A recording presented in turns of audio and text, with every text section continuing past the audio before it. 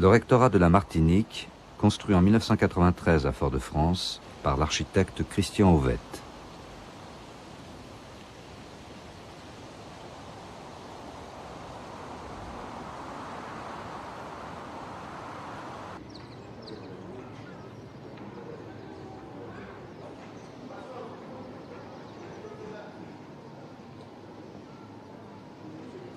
Un immeuble de bureaux sous les tropiques. Le programme du concours lancé par l'Éducation nationale en 1989 demandait 6000 mètres carrés de surface utile, essentiellement des bureaux, mais aussi des salles de réunion, des locaux techniques, des locaux socio-syndicaux, sans oublier les places de parking, la convivialité et la recherche architecturale.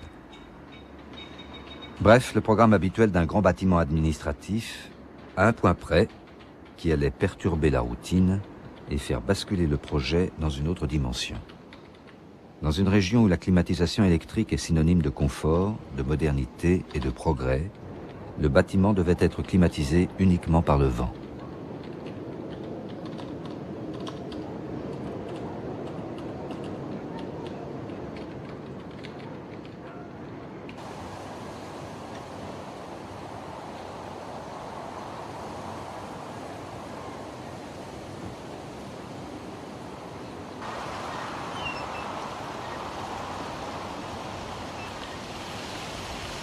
Le vent en Martinique, c'est l'Alizé. C'est un acteur aussi important dans la vie de l'île que l'administration métropolitaine. Il est aussi puissant, aussi constant qu'elle. Il souffle tout au long de l'année et toujours dans la même direction, de l'est, de l'Atlantique, vers l'ouest, les Caraïbes. Cet axe est le grand repère de l'île où toute chose s'ordonne selon qu'elle est au vent, frappée par l'Alizé, ou au contraire sous le vent, protégée de lui.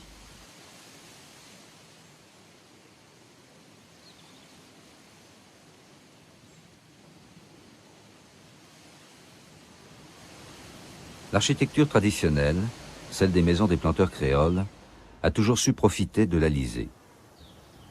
Alors que la climatisation artificielle suppose d'isoler le dedans du dehors, ici au contraire, les murs se font poreux.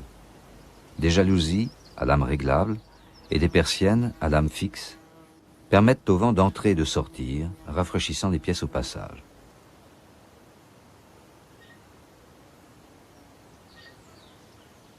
C'est simple et d'une efficacité éprouvée, du moins à l'échelle d'une maison individuelle.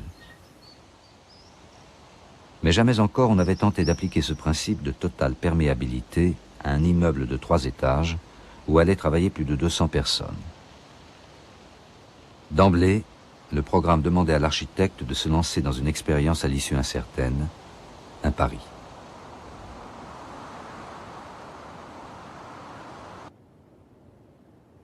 Christian Ovette.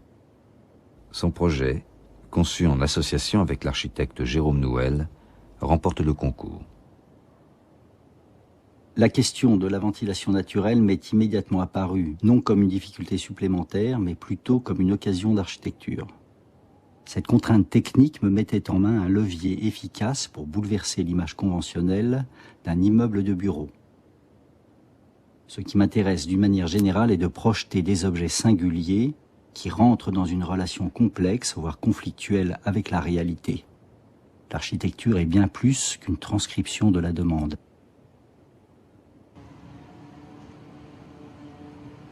De site, les hauteurs de Terreville, dans la commune de Schœlcher, voisine de Fort-de-France.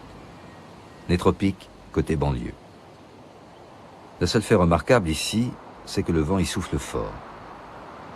Trop fort en fait. Le bâtiment devra ruser avec lui, ne pas le prendre de face. La pression serait trop grande, les turbulences ingérables. Mais le serrer au plus près de façon à le prendre de biais. Cela suffit pour obtenir une surpression sur la façade au vent et une dépression sur la façade sous le vent, dépression accentuée par sa forme courbe, comme celle de la voile d'un navire. La partie principale du bâtiment, celle qui est exposée au vent, a la forme d'une barre, avec une structure de béton stabilisée transversalement par des grandes croix métalliques, des croix de Saint-André. Ce quadrillage rigoureux dégage au centre de la façade un portique, qui joue le rôle d'une énorme prise d'air. C'est par là que le vent entrera dans le bâtiment. Mais le vent, même pris de biais, reste encore trop fort. L'architecte doit placer sur sa trajectoire un dernier obstacle destiné à le briser avant qu'il n'atteigne le portique. C'est le bâtiment de la salle des examens, dont le gros dos sert de déflecteur.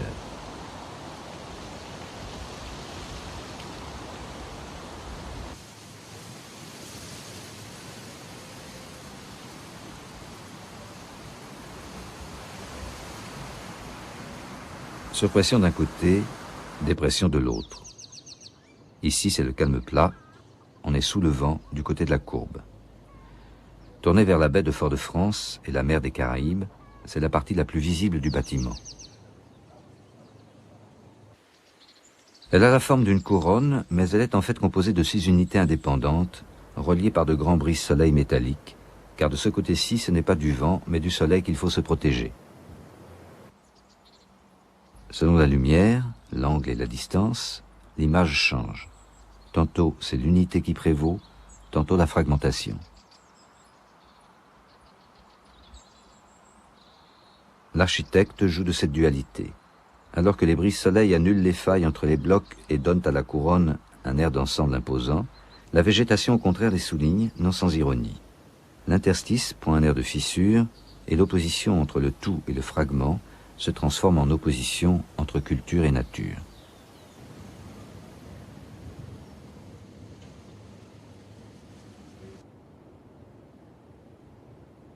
Avant de construire le rectorat, je me voyais plutôt comme une sorte d'architecte classique, chez lequel la notion de composition l'emporte sur le préalable émotionnel. Plutôt Bach que Chopin en somme.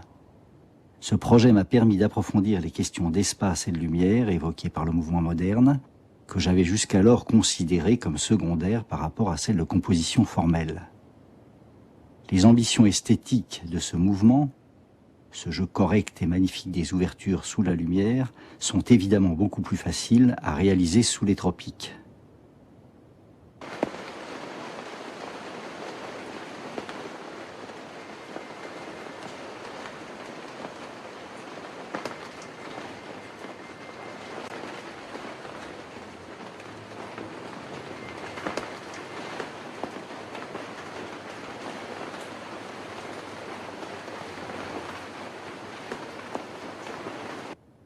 À l'intérieur du bâtiment, entre la couronne et la barre, l'architecte a aménagé 5 grands patios.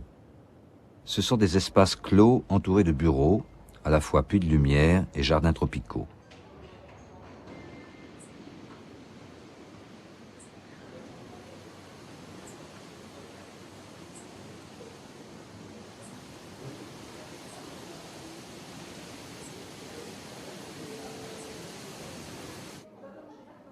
Seul le patio central est ouvert. C'est un lieu de passage qui met en communication les 2 accès du bâtiment. Côté couronne, l'entrée du personnel. Côté bar, l'entrée du public et du vent.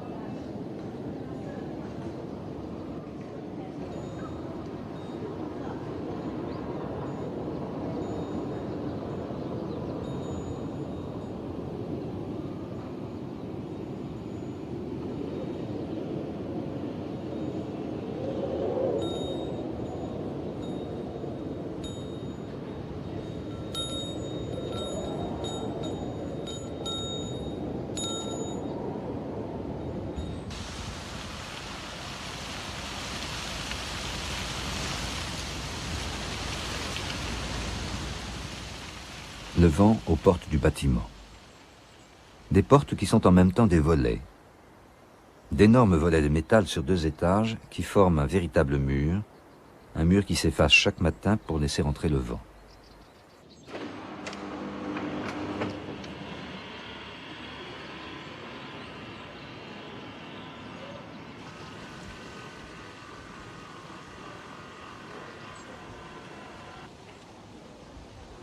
le vent et les gens, car ces volets sont en même temps les portes principales du rectorat. Une seule entrée pour tous, vent et gens confondus. Une belle trouvaille d'architecte. Mais aussi une façon d'exposer l'idée maîtresse de la construction, qui consiste à utiliser comme conduit de la ventilation naturelle les circulations normales du bâtiment.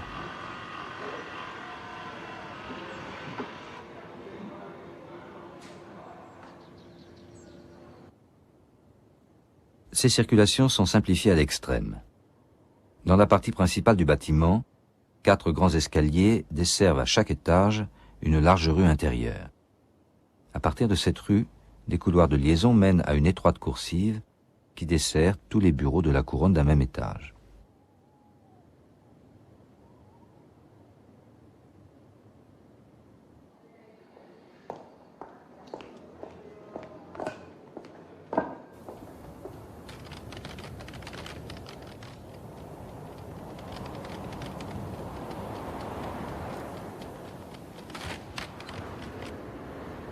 Circulation des gens, circulation du vent.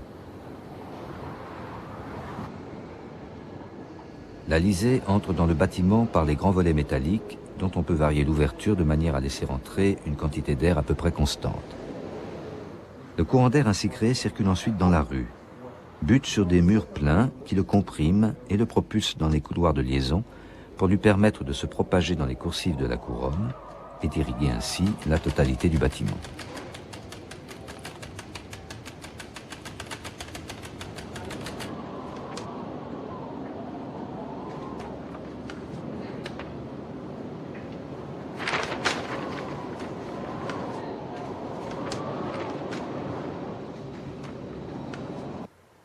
L'architecte a appelé son bâtiment la boîte à vent.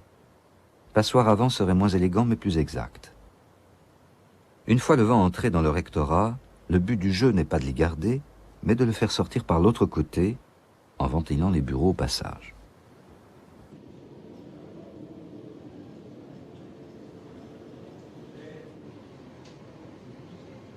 Il y pénètre par ces cloisons faites uniquement de persiennes en bois, et il sort du côté opposé par les baies vitrées de la façade, qui est en fait une énorme jalousie entièrement constituée de milliers de lames de verre mobiles. À chacun dans son bureau d'en régler l'ouverture pour domestiquer son courant d'air.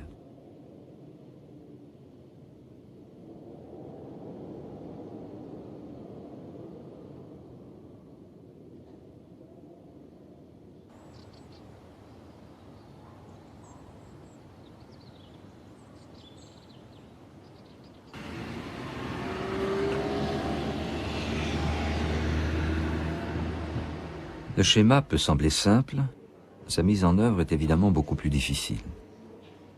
D'abord parce que le bâtiment épouse le dénivelé naturel du terrain.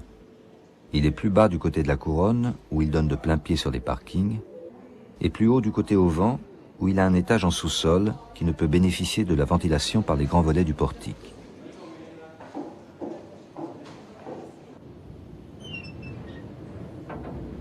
Pour ventiler ce sous-sol, l'architecte a créé sous le portique des puits à air grillagés, donnant sur de petits jardins intérieurs. C'est ce qu'on appelle une cour anglaise. Il suffit d'ouvrir le châssis vitré pour créer un fort appel d'air.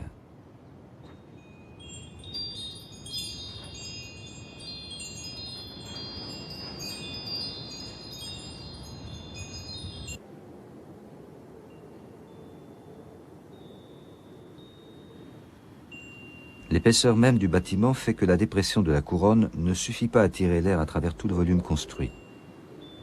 C'est le rôle des patios de l'aider, comme des sortes de turbines d'appoint, en créant leur propre appel d'air, dont la force est réglée par les jalousies de la coursive et celle des fentes qui séparent les blocs de la couronne.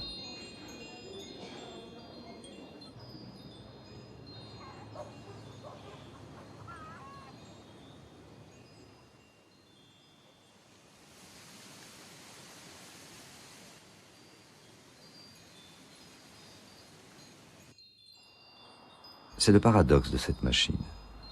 Elle est globalement complexe, résultant d'études poussées en soufflerie, mais en même temps son bon fonctionnement dépend d'une grande quantité de réglages fins que doit faire manuellement chaque utilisateur.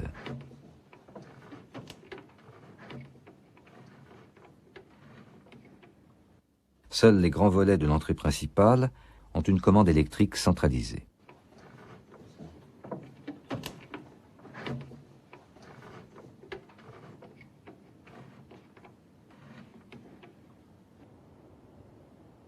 Je souhaitais depuis longtemps construire avec des jalousies martiniquaises. Dans ce projet, le panneau de jalousie est étendu à la totalité de la façade. J'en fais un système graphique continu. Je vois ce bâtiment comme une sorte de machine dont les rouages, planchers, remplissages, partitions sont à la fois réels, c'est-à-dire constructibles, et virtuels par les évocations qu'ils produisent. Une machine fonctionnelle et culturelle à la fois.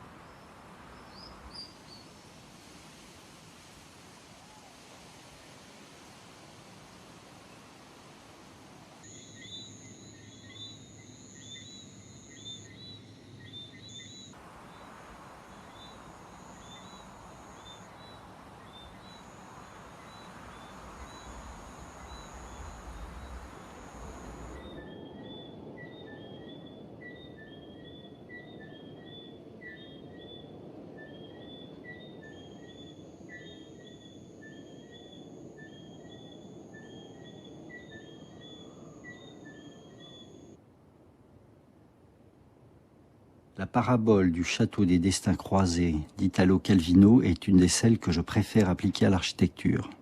Une nuit, des pèlerins trouvent refuge dans un château. Ils s'aperçoivent qu'ils sont alors privés de parole. Le maître des lieux met à leur disposition des jeux de tarot. À tour de rôle, chacun raconte sa propre histoire avec les cartes qu'il étale sur la table. Chacun construit silencieusement sa propre interprétation. Lorsqu'ils retrouvent la parole, les convives se rendent compte qu'aucun d'eux n'a compris la même histoire. Mais tous admirent l'œuvre commune étalée sur la table. J'aime voir ainsi le projet d'architecture comme un grand jeu de cartes dans lequel s'équilibrent les lois d'assemblage et les interprétations, et dont la totalité vaut mieux que la somme des récits qu'il constitue.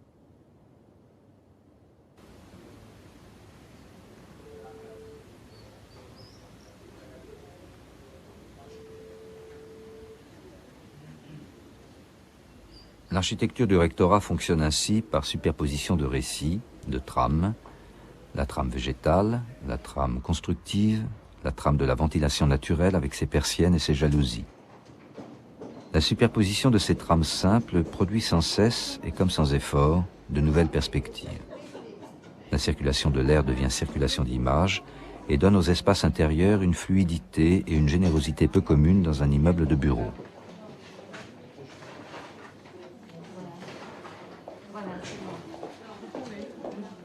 Bref, tout irait pour le mieux dans le plus beau des rectorats, si seulement il n'y avait pas de vent.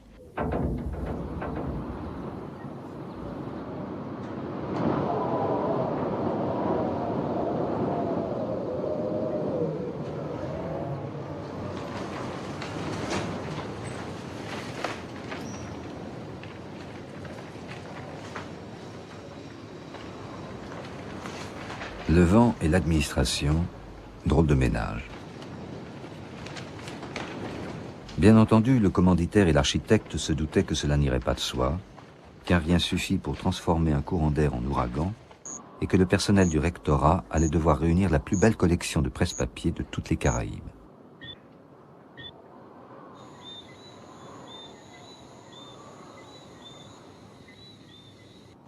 Tout le monde savait aussi que le vent n'entrerait pas tout seul, qu'il porterait avec lui l'humidité, la poussière. Mais les économies d'électricité évaluées à plus de 50 000 francs par mois devraient normalement permettre de faire face à un surcroît d'entretien.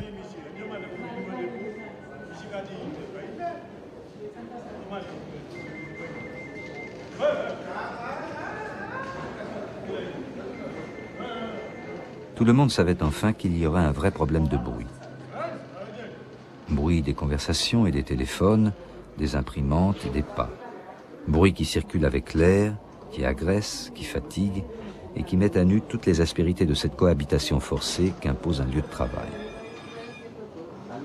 Le bruit et l'impossibilité de s'en protéger dans un bâtiment qui se veut totalement perméable et où une porte fermée reste toujours ouverte.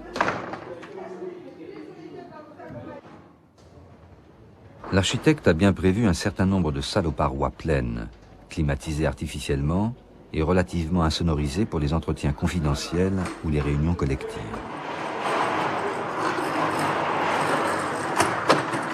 Mais pour le reste des bureaux, la seule protection, ce sont ces morceaux de bois spécialement usinés pour obturer les persiennes.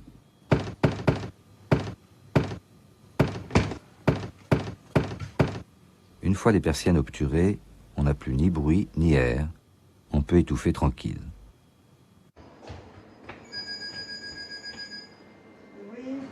D'autres murs anti-bruit sont plus improvisés, mais par ailleurs il faut bien ranger les dossiers quelque part.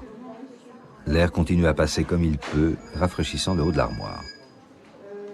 Si l'on ajoute à cela que personne dans le rectorat n'est chargé de veiller au bon fonctionnement de l'ensemble du système, que peu de gens ont la patience, le temps, ou tout simplement l'envie de s'occuper des réglages fins qu'il nécessite, et qu'un peu de mauvaise volonté localisée suffit pour dérégler toute la machine, on ne s'étonne guère d'assister aujourd'hui à une remise en cause de la ventilation naturelle. C'est le retour du refoulé, la revanche du ventilo, la prolifération sauvage de la climatisation électrique.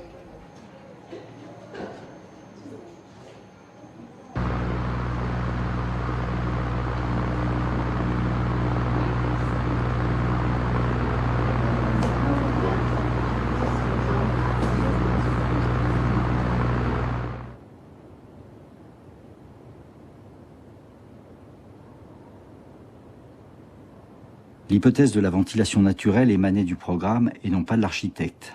Était-elle pour autant raisonnable? Je m'en suis en tout cas emparé et elle m'a passionné. Techniquement, le pari est tenu, la machine fonctionne au prix d'un certain nombre de réglages qui doivent être effectués par l'utilisateur lui-même. De mon point de vue, cette contrainte est légitimée par la nécessaire fonction expérimentale de l'architecture. Elle doit mettre au point de nouveaux produits, des produits adaptés au changement du monde.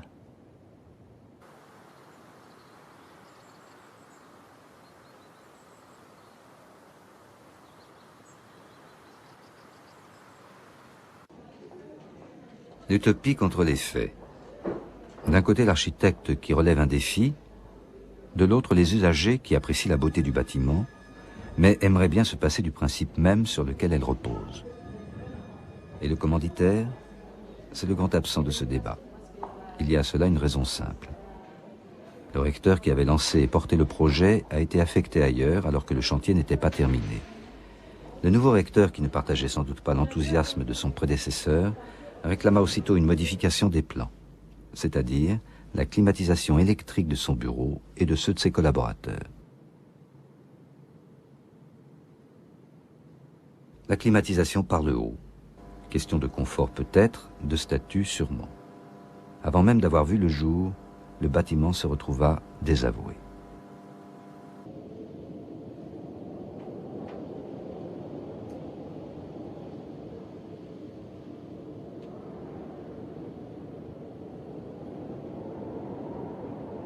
Ce qui risque aujourd'hui de mettre en péril l'expérience du rectorat, c'est avant tout cette défaillance d'un de ses acteurs principaux. Il en est de l'architecture comme de l'amour. Un projet né du désir s'accommode mal de l'indifférence.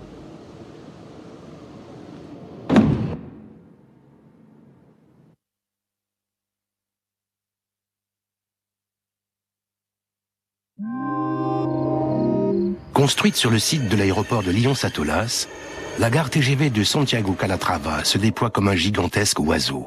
Pour la visite, c'est demain.